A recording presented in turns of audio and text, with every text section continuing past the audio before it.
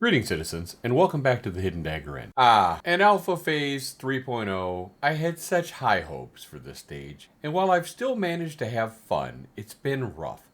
Heavy lag, constant crashes, exploiters and hackers, static gathering returning, rollbacks, massive processing costs, and endless indecision about item drops and how they should work. This phase, to say the least, has been a roller coaster. In this video, I'm going to break down the parts that I think are headed in the right direction and the misses that really need some guidance. I won't dwell on the technical issues we all know too well. Every phase has them. In fact, they keep happening, and it makes me question on whether this game is ever going to have a clean phase. I do applaud the team's efforts for their rollbacks and bans, some of them self-inflicted, but the very need for those actions is worrying. My confidence that miscreants won't ruin an eventual launch is starting to fade. My hopes that they're getting great data for their anti-cheat systems and really trying to stop it before it becomes a problem like it has in the past. I really would like to see a player report option that would immediately get the GM's attention. I realize that we're still only in Alpha 2 on Phase 3,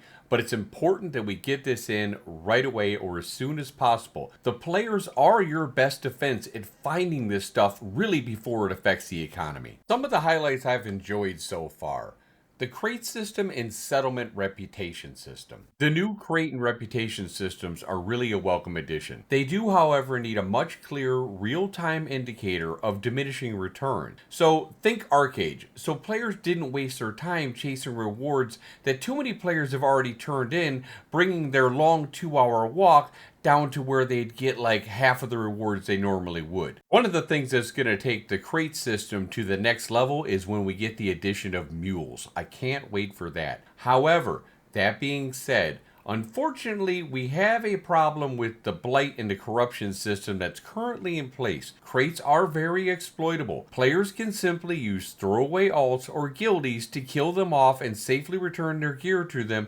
and dodge the intended penalties. I do appreciate Intrepid's efforts of making a system that would cater more to the players who don't enjoy PvP, giving them a way to make some coin. But the current loopholes undercut that design. Hopefully this will be addressed in short order. Lawless zones. I like the concept of the Lawless system, but right now it feels toothless.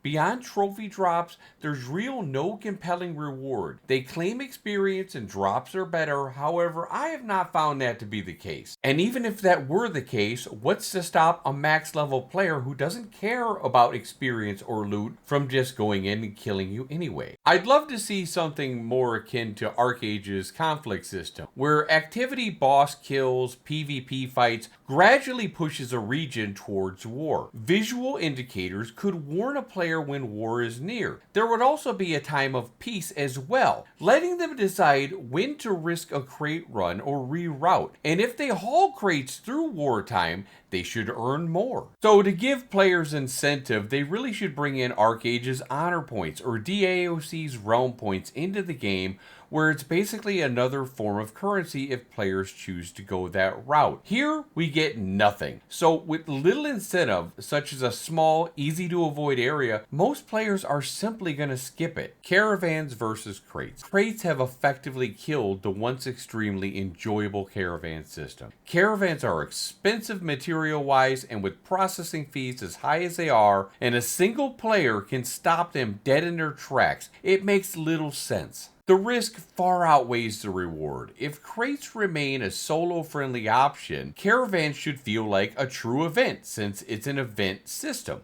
Maybe should require a minimum party size, maybe 4 people to launch one. As it stands, people naturally are going to choose the path of least resistance. Mining changes. Many players like the new mining setup. I don't. I miss the colorful, predictable world where I knew what to hunt for. Some RNG is fine, but tier 3 nodes are nearly non-existent, whether it's the white dot bug or underworld spawns or sheer bad luck. It's frustrating to roam for hours and return quickly empty-handed after paying over 20 gold to have a pickaxe made for me. I'd be fine with keeping the granite and basalt and maybe lowering the gems and the metals that you get from them down to 2 and put the other ores back out there. Let us see the rubies again. Let us see the tin again. I miss those. Those were good. Bring them back. It was understandable putting the metals into the granite and basalt, but right now taking the rest of them away makes the world feel colorless and lifeless. World and economy. Let's talk about the population spread.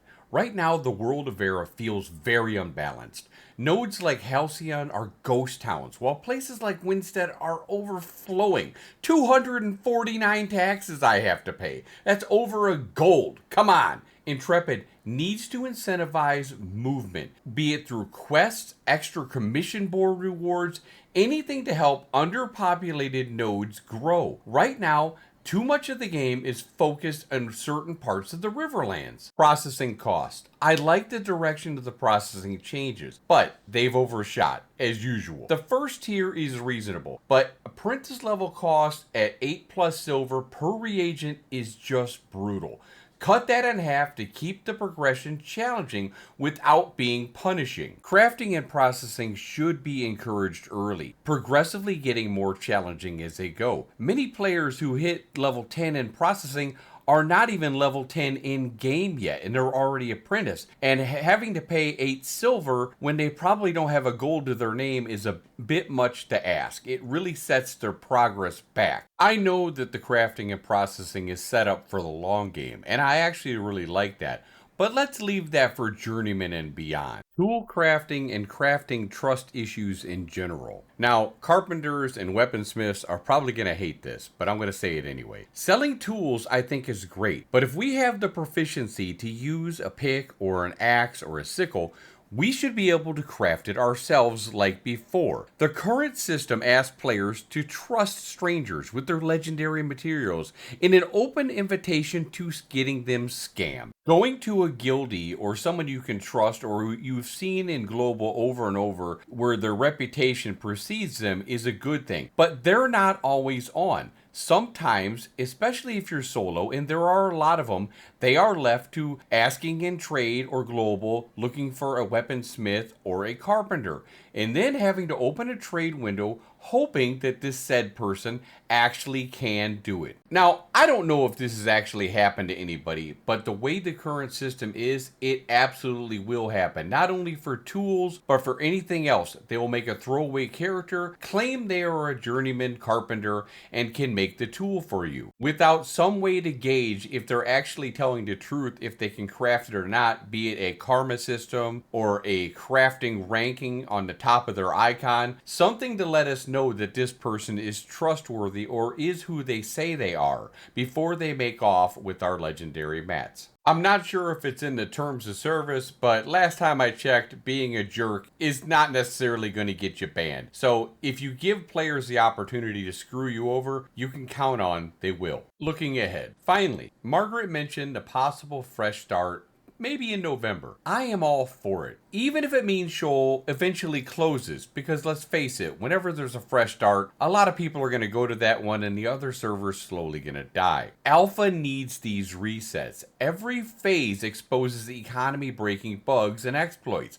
Until we can complete a phase without major issues, no speed hacking, no experience loopholes, no static gathering, we need regular wipes to rebuild trust before launch. Let me know in the comments below what you guys think. Are you ready for a fresh start? Have you had enough of the bugs and the exploits and you're ready to just start it over again? Or do you want to stay on Shoal and keep it the way it is? As usual, guys, thank you for watching, and may all your caravans find safe passage. Take care all.